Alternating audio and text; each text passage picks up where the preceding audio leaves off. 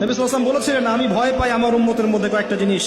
একটা হচ্ছে গোপন শিরক, একটা হচ্ছে আমার উম্মত মূর্তি পূজা করবে, আরেকটা হচ্ছে আমার উম্মতের মধ্যে সমকামিতা ছড়িয়ে পড়বে। আর এই সমকামীদেরকে আল্লাহ পাক জমিনটা তুলে আকাশে পাথর বর্ষণ করে আবার দাবিয়ে দিয়েছিলেন। কওমে লূত এই জর্ডানের ডেড সি, মৃত সাগরের পাশে এরা থাকত।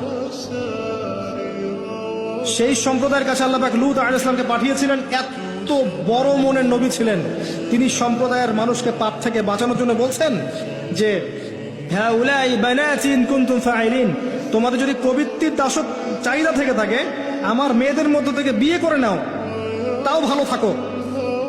তারা বলছে, তুমি লূত নিজেকে পবিত্র মনে করতে চাও?